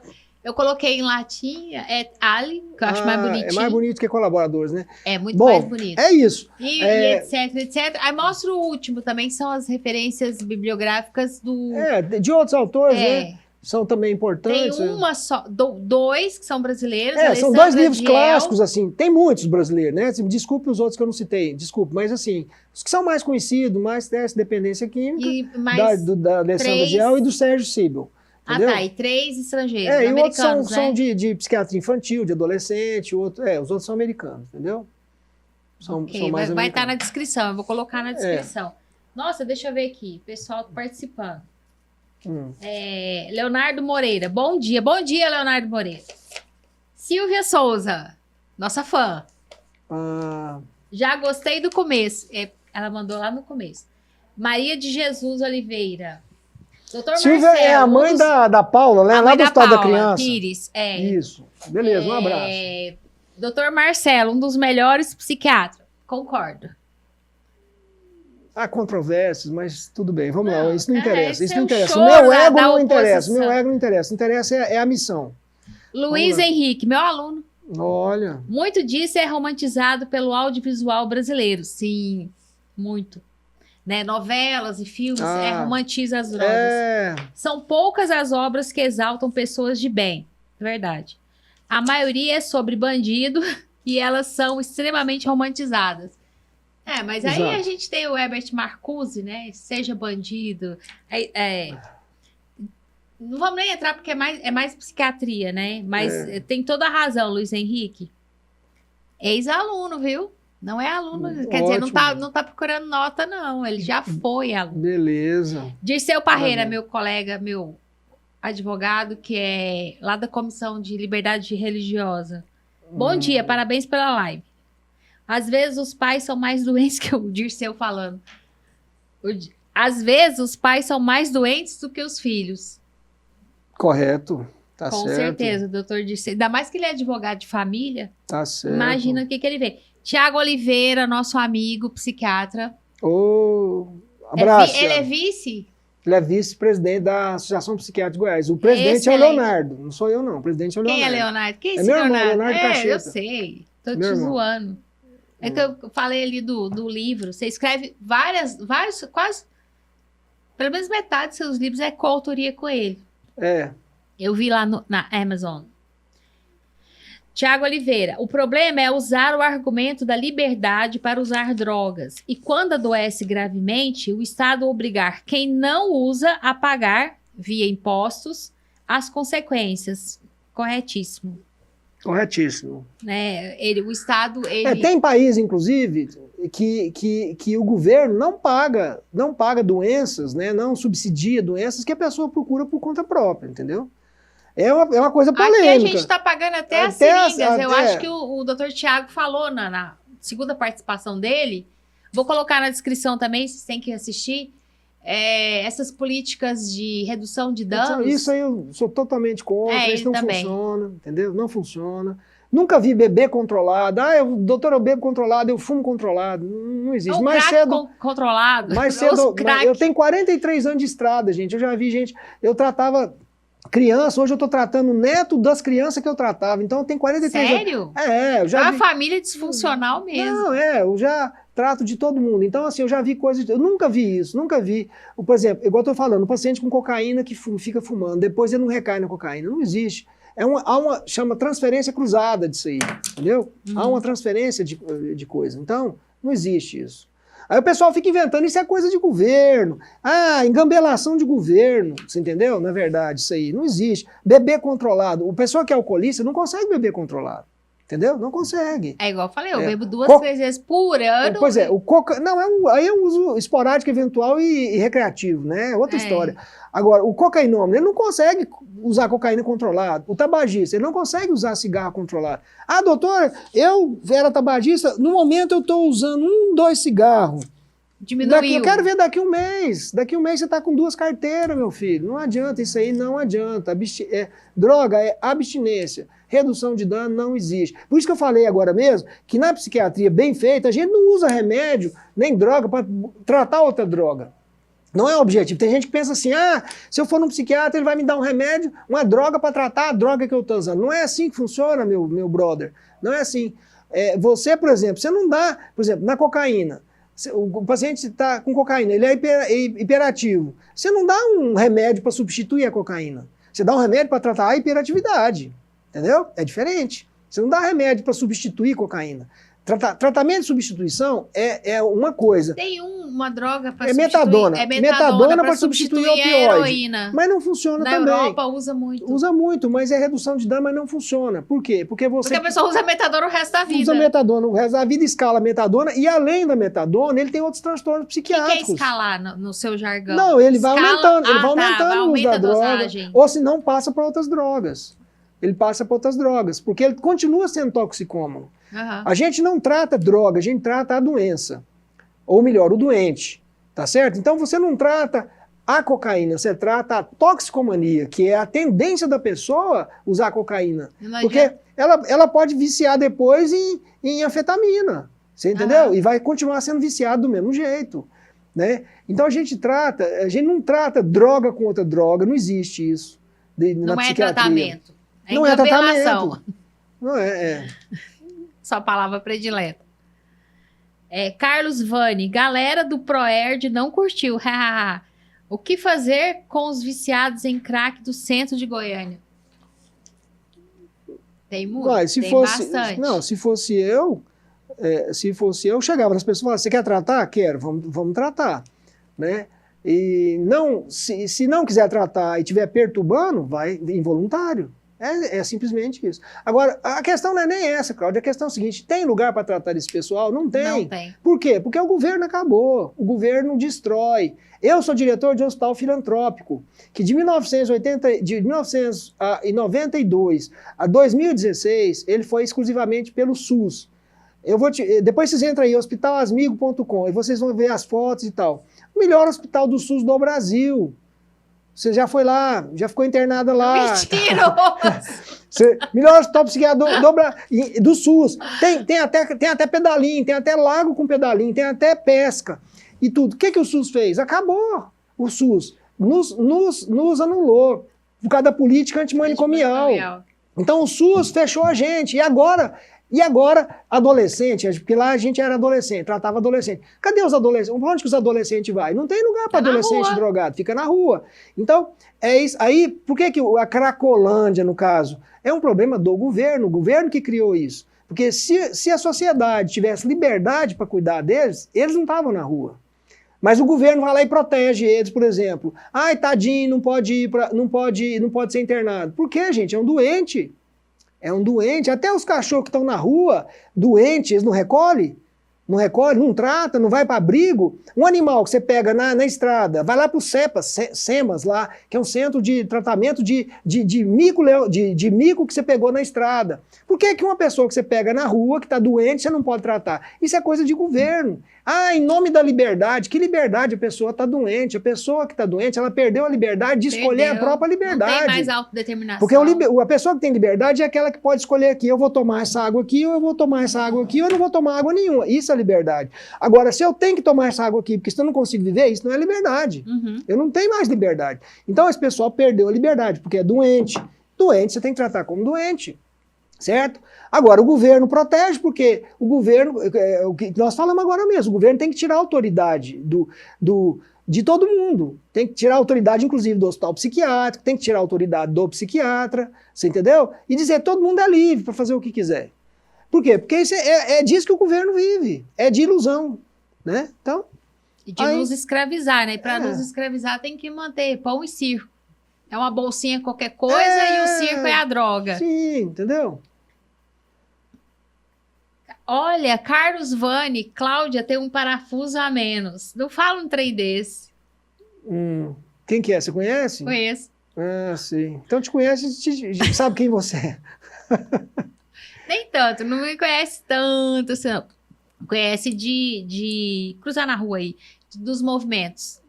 Pode falar? Não pode falar, né? Que vai preso. Pode falar. Pode falar que participou de movimento. Não fala não, não fala não. Que vai vai lá pra Argentina, vai lá pra Argentina. Vou migrar. Não, vou pros Estados Unidos, meu irmão tem green card. Tiago Oliveira, de novo, muito boa participação aqui, que bom, né? Outro apontamento dele aqui. O estado de Goiás inteiro não tem leito público para tratar dependência química em menores de idade. O estado inteiro, hein? Tudo em nome da política antimanicomial. Pois é. Exatamente, né? É que eu falo, eu depois de velho, depois que eu estava cansado e tudo, eu fui obrigado a ganhar dinheiro, fui obrigado a viver bem. Porque esses 35 anos de SUS foi um inferno na minha vida. Imagina. Eu acabei com a minha vida. Mas eu não desisti. Eu não desisti porque era uma missão de Deus. Deus tinha me dado essa missão. E eu toquei ela até o último dia. Até o dia que eles fecharam o hospital. Eles fecharam o hospital. Entendeu? Então o que eu falo? E que sentido? No sentido de não te pagar as diárias, de não te pagar... Todo tipo. Era porque realmente fecha, né? Não, como é que eu pago o pessoal? Era auditoria todo dia e tal. E aí, por último, veja bem... além dos valores serem poucos... Era auditoria todo dia. Só para te resumir essa história, para não perder tempo, porque o tema não é esse. Mas era o seguinte... Não, mas não deixa de ser. Na época, a gente recebia uma diária, que o governo de Goiás até ajudava nessa diária, mas estava rodando por volta de R$70 por dia, que a gente recebia de cada paciente, certo? que o SUS, né? O SUS pagava 70. Aí o governo, as equipes do governo, de multiprofissionais, etc., foram lá e falaram assim, não, o seu hospital, nós vamos rebaixar a sua classificação. Nós vamos rebaixar. Tipo, a gente era nível 4, eles falaram, você vai para nível 1. E jogaram para mim a diária de R$35. Já estava ruim com diária não, de já 70. Tava ruim. Aí eu já estava vendendo almoço para comprar a janta. Eu injetando dinheiro lá. Porque de 1986 até 2016, foi quando a Asmigo, o SUS nos deixou, eu injetei dinheiro na Asmigo, eu era provedor da Asmigo. Eu injetei dinheiro. Inclusive minha mulher morre de raiva de mim. Porque nossa vida, né, eu podia ser 3 vezes mais, ter mais dinheiro do que eu tenho hoje, 3, 4 vezes mais rico do que eu sou, porque justamente eu enterrei tudo na minha vida, de 86 a 2016. Só que aí, com R$35, aí até injetando dinheiro, nós ficamos 3 meses no vermelho. Aí 3 meses no vermelho, a minha esposa chegou e falou assim, Marcelo, agora chega, não tem mais condição, cara, porque você tirou da família, mas a gente equilibrava. Agora não tá dando mais, agora nós vamos ter que tirar da boca dos filhos para pagar isso aí. Agora, então aí acabou, porque foi para R$35 no diária, olha só o absurdo. Aí a gente fiz uma peregrinação, peregrinei no secretário estadual de saúde, secretário municipal de saúde, ajoelhei, implorei, soltei na mídia isso, não moveu um capim, foi igual um capim que tivesse morrido. Nem paciente reclamou, ninguém da mídia reclamou, entendeu? É porque não sai sangue, doença psiquiátrica não sai sangue, eu lidava com pobre, certo? Doença mental, ninguém tá nem aí. Você lembra quando... Duas coisas, doença mental em pobre, aí, não, você lembra quando teve um problema com a cirurgia cardíaca infantil aqui em Goiás? Não sei se você lembra disso. Faz uns 10 anos. O SUS estava pagando um preço muito ruim, e aí os cardiopediatras revoltaram, e os hospitais de cardiopediatria revoltaram. E aí eles fecharam as portas. Não vai ter mais cardiocirurgia aqui infantil em Goiás. Aí uma criança estava na fila de espera, certo? Para ser operada. Num mês inteiro, deu problema com uma criança. Essa uma criança que deu problema, certo? Ela faleceu? Eu não lembro mais. Resolveu todo o problema, acabou. Porque foi para a mídia, foi Ministério Público. Sim, fizeram uma campanha. Por causa de uma criança. E nós atendíamos 30 crianças, 30 adolescentes e crianças. E era só esse tipo de paciente aqui que eu falei. Por isso que eu tenho experiência com isso. Eu tenho experiência com isso aqui que eu falei. Isso aqui eu conheço. Porque de 86 a 2016 foi só isso que eu trabalhei. Então... Quando você começou era cola de sapateiro. Cola de sapateiro. No final já estava no crack. Exatamente, era o tal da Merla. Eu lembro da Merla, eu estava na faculdade. Pois é, usava muito lá na faculdade. Não, eu não usava, não. Não, o pessoal usava. Mas aí o que acontece? A cardiocirurgia foi assim, resolveu tudo. E pensa quanto que é uma cardiocirurgia. Caríssimo. Caríssimo. Agora, criança, adolescente, drogada, pobre, doente mental, que não sai sangue. E aí a Asmigo fechou. O SUS, né, fechou. Passou 6 meses, o governo abriu, eu lembro, eu fiz a conta na época, abriu uns 90 leitos de socioeducativo, de reclusão socioeducativa, ou seja, os nossos pacientes que estavam sendo tratados foram o quê? Para reclusão. Pro quartel, aquele... Não, abriu lá em Anápolis, abriu um punhado de lugar aí, aí eu até fui na imprensa de novo, mas o que eu falo porque os menores infratores que estão cumprindo medida restritiva, eles ficam no quartel. Sim, essa população... E o quartel tem aparência de quê? Tem mais aparência de prisão do que aparência de hospital. É o que eu falei, essa população vai pra cadeia, tá tudo na cadeia hoje. Não é cadeia, é quartel. É quartel, é medida socioeducativa, é internação, não sei o quê, papapá, externação sociocultural, educativa, socioemocional e tal, mas é cadeia. E estava com um hospital de primeiro mundo, de primeira linha, que o governo acabou, que o SUS acabou com isso aí, entendeu? Então eu não bato, por isso que eu falo assim, eu não bato mais nessa tecla de governo, de Cracolândia e tal, igual nós estamos conversando aqui. Cracolândia é um problema do governo, causado pelo governo, e o governo é que não deixa resolver. Aí vem, e é massa de manobra. Você vê lá, por exemplo, lá em São Paulo, qual que é a maior campanha eleitoral do Boulos, do Pablo Marçal, da Tabata, vamos acabar com a Cracolândia. Não quer nem saber de Cracolândia. Só construir o hospital psiquiátrico e dar tratamento para todo mundo. Mas não vai. E vai ter dinheiro para isso? Não, dinheiro tem. Não, sei, o dinheiro que eu falo da sociedade, dinheiro né? tem porque eles torcam a gente continuamente, né? As memes Então não aí, vai, o pessoal tá preocupado não com vai. os memes do Tachad, entendeu? não preocupa manda bala aí, vamos ver se tem algum aí, algum hater. Tem que ter hater. Cadê os haters, gente? Sara, como não colocou sobrenome...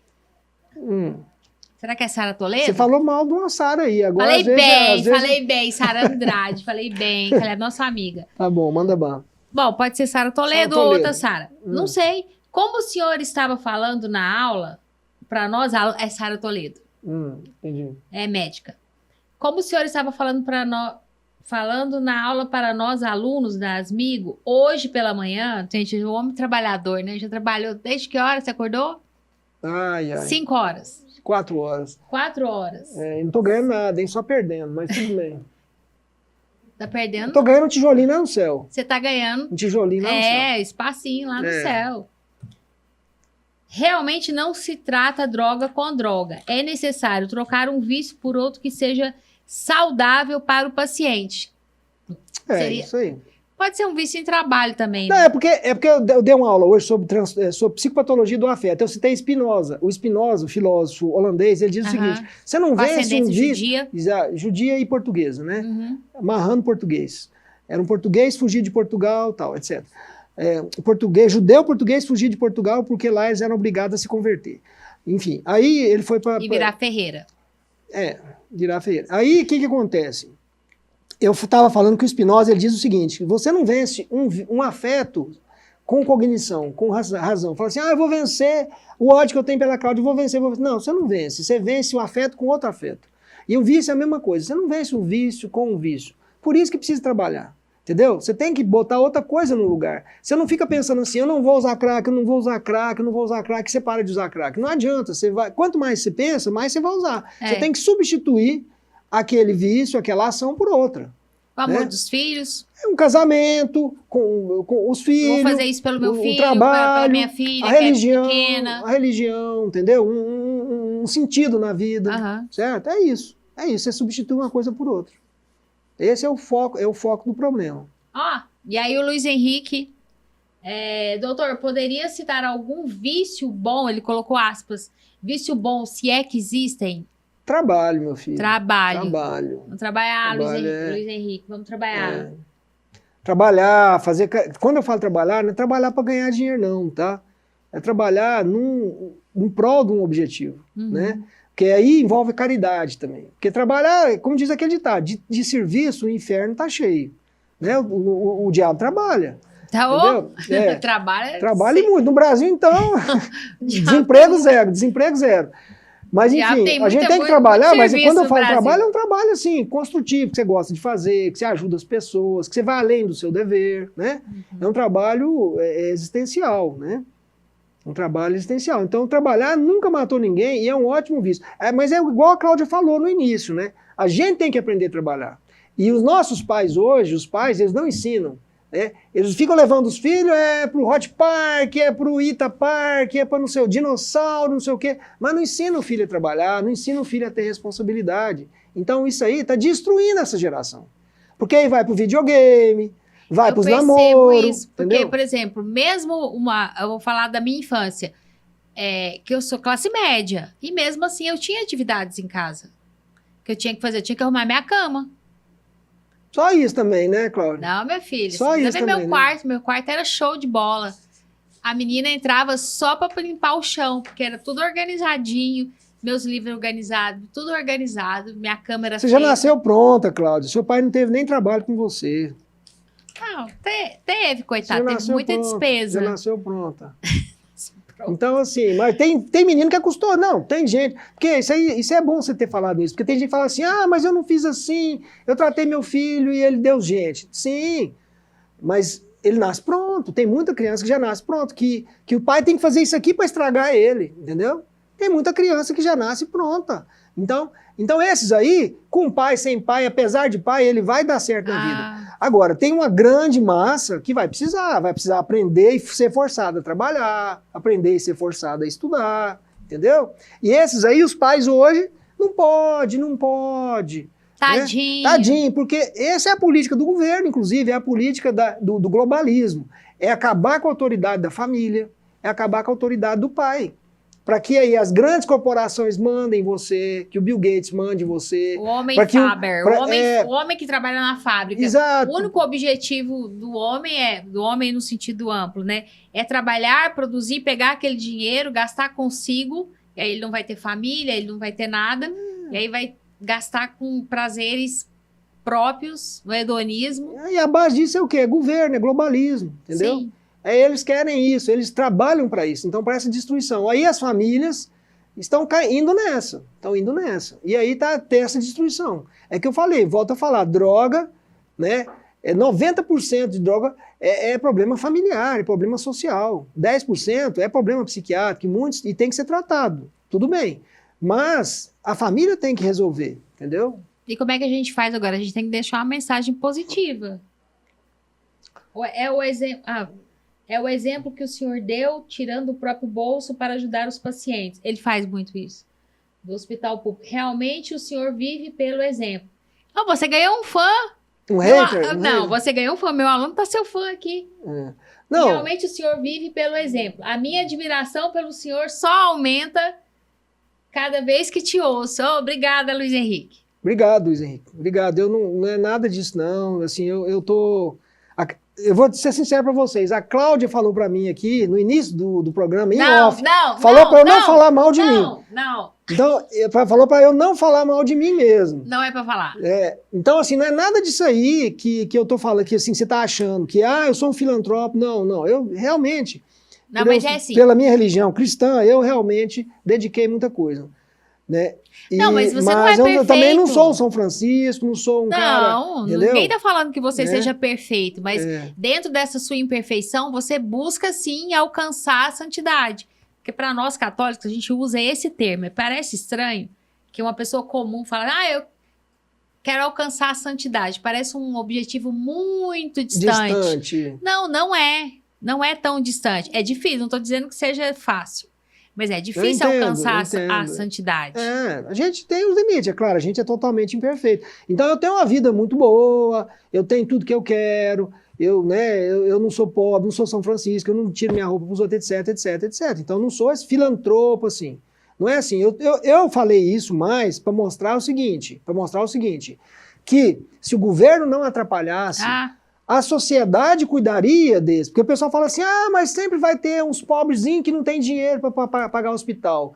Mas tem a Sociedade São Vicente de Paulo, tem a Asmigo, tem a PAI, tem não sei o quê. Tem o Corai, entendeu? Tem muita gente. Eurípides tem muita gente que trabalha, só que é o que eu falo para vocês, eu estou falando aqui agora... Solar Colombino para cuidar dos idosos. Então a gente daria conta de cuidar desse povo tudo. A gente dá. Só que quem atrapalha isso, mais uma vez, chama governo. O governo não quer que a gente faça isso. Então eu falei isso, que eu lutei por uma instituição, construímos, não só eu, mas com sacrifício de muita gente, da minha família, inclusive meus filhos, da minha mulher, dos nossos funcionários. Nós temos uma equipe maravilhosa de funcionários no Hospital Asmigo, certo? Maravilhosa. Tem funcionário lá que está com a gente há 35 anos, certo? Yolanda, Olga, Tatiele, tal, Jéssica. Então, pessoal maravilhoso. Então, assim, é muita gente que trabalha pelo bem do próximo, mas o governo impede isso. Porque o governo, ele quer falar assim, não, deixa que eu tomo conta. E detona com os outros, igual fizeram com a gente. Eu dei um exemplo, claro, que nós fomos detonados pelo governo. Então, aí, se o governo não detonasse, essas pessoas... Se o governo não arrancasse dinheiro do povo para dizer que vai dar tratamento e não dá, ia sobrar muito dinheiro para as pessoas. A maioria, classe média baixa, ia ter recursos para tratar dos seus filhos, da sua família. Ia sobrar uns doentes, uns pobres, ia sobrar. A caridade ia cuidar. Tem muita gente que quer fazer e faz caridade. Não, só que o governo não deixa. Os hospitais começaram assim, né? Os hospitais não começaram público. Exatamente. Durante séculos foram... Eu faço parte de um grupo aí do Zap, são mais ou menos 80 hospitais psiquiátricos de caridade no Brasil. É uma lástima, eu até nem participo lá direito, porque é só reclamação. Eu falo, gente, larga disso, larga de governo, larga de SUS, não tem condição. Vocês ficam aí sofrendo desse jeito. Deixa o governo se lascar, já que ele quer se lascar. Você entendeu? Porque o pessoal lá reclamando que o governo cada vez cria novos problemas para eles, em vez de exaltar o trabalho deles, é Santa Casa, é Hospital Espírita, é um punhado de hospital que o governo vai lá e fica acabando com eles, Pois é, entendeu? mas eu pedi uma mensagem positiva, Marcelo. O meu positivo é isso aí, se quiser é isso, se não quiser é que... Não, Não tem vou que deixar... trazer... Não, esse negócio de coisa positiva é muito bonitinho, é muito certinho. Não, mas tem que dar uma esperança pro povo. Não, chega de coisa boa. Tem que eu quero trazer a espada, eu quero trazer o fel. Como diz o Freud quando desceu em Nova York, mal sabem eles que vim lhes trazer a peste. Eu estou trazendo a peste e que vocês durmam que essa peste, o problema é de vocês. Durma com um barulho desses. E vamos continuar nossas aulas, tá? De positivo, vamos deixar assim. Não acredite no Estado. Não, de positivo, lute pelo seu filho, mude o jeito que você trata o seu filho, bote seu filho para trabalhar, bote seu filho para estudar, não tenha medo de corrigir seu filho, se for por amor, né, sem ódio, certo? Lute pelo seu filho. Em questão de droga, o seu trabalho é 90%. Não entregue seu filho para o hospital, para psiquiatra, achando que vai resolver, certo? Eu falo isso como diretor de hospital, como psiquiatra. Não é por aí. Então, assuma é uma mensagem ao mesmo tempo provocativa e otimista. Tem tratamento? Igual eu falei, tem tratamento. Você está sofrendo com droga, seu filho, sua família e tal, está sofrendo com droga, tem tratamento. O psiquiatra quer lutar pelo paciente, tem tratamento, tem recurso. Entendeu? Essa é a parte boa. Agora, o preço é alto. O preço é alto, eu sei, é sacrifício. É entendeu? Justo que muito custe o que tem um valor muito alto, né? Exatamente. De positivo. De positivo, tem jeito. De negativo, o resto. Tá Positivo, bom. tem jeito. Então, vamos tem jeito. ficar por aqui. Vamos ficar por aí, chamo vocês para próximas lives, aulas, que nós vamos continuar com esses Deixa cursos nos de comentários psiquiatria. qual que é o assunto que você gostaria que o Dr. Marcelo abordasse. Pode ser? Pode ser, isso. A Manda gente bala já aí. falou de autismo, Hiperatividade, já tem esquizofrenia, urgências psiquiátricas. Esquizofrenia você falou na Associação Médica Associação de Goiás. urgências psiquiátricas também. Inclusive, eu criei lá no Facebook, chama Aulas de Psiquiatria. Vocês entram lá que essas aulas estão sendo colocadas lá. Já tem todas essas aulas Pra lá, não se entendeu? perderem, né? Porque eu estava botando na minha linha do tempo no Facebook. perde, Então o pessoal passa- estava reclamando. Aí eu criei uma página no Só Facebook, pra chama isso. Aulas de Psiquiatria, só para ter Vou essas colocar aulas. o link na descrição. Isso. Eduardo Machado, psiquiatra, né? Não. ABHS Eduardo- Betaon. É aquele psiquiatra e paciente. Ó, Sim, é o doidão. Ele tá aí também? não fala assim do seu colega. Tá aqui. Não, mas esse Poxa, Eduardo, Ele doutor é o dire- Eduardo, o senhor entra agora? Tá no acabando final, a live. já tá acabando. Como Só para falar assim? que participou, Mas vai ficar salvo, então eu vou te fazer um encerramento aqui. Essa live vai ficar salva, né? Óbvio que a gente vai estar tanto na playlist Psiquiatra Sincerão, faz a propaganda. Psiquiatra Ó, sincerão. Até logomarca ele tem. Vai estar salva no nosso site, na playlist do Psiquiatra Sincerão. Vai estar no seu Facebook também. Na minha Vai estar página na pessoal. página do Instagram do Novo Normal. O que mais faltou dizer? Nas Curte- aulas de psiquiatria no Facebook. Também. Página Aulas de Psiquiatria no Facebook. Curta, comenta, compartilha. Isso. Se Divulgue. puder, divulgue, mas se puder, doa pra nós também, né? Oh, Eu falei que ia mostrar quanto que a gente já tem. Doa pra nós R$2, R$5 ou R$10. Que a gente vai ficar muito feliz. Atualmente, quanto que tinha na última live? Não sei, não. R$22,90. Você que sabe. Eu fico contando centavos. Centavos, é. Tinha $22,99. Agora nós temos... Gente, curte, comenta e compartilha, pelo amor de Deus. Nós temos $26,97. Você só vai pegar quando tiver... Juntar $100. Quando juntar $100. Ou que seja, vai na ser outra final- encarnação. Não, vai Gente, ser ajuda final essa mulher, desse pelo ano. amor de Deus. Essa mulher tá Vai ficando ser louca por conta de dinheiro. Vai ser o final deste ano que vai juntar $100 esse canal. Então, muito obrigada pela audiência. Coloca aí nos comentários qual é o próximo tema da próxima live que você quer ver o Dr. Marcelo abordando. E agradeço muitíssimo se você doar R$2, R$5 ou R$10, por favor. E se não puder doar, compartilha aí, pro lado do vento. Últimas palavras, uma despedida. Não, chega, Deus no livre. Eu despedi demais. Não despediu nada. Tá, muito obrigado, os que assistiram, por favor, e vamos continuar o nosso projeto. Esse aqui é um projeto da Associação Psiquiátrica de Goiás, da Associação Brasileira de Hospitais Psiquiátricos, tá? Ok. E nosso, né, do CERN, também da UFG, que eu também tenho de agradecer, o Centro de Referência em Neuropsiquiatria da UFG. Agradecemos muito a UFG. Muito a UFG.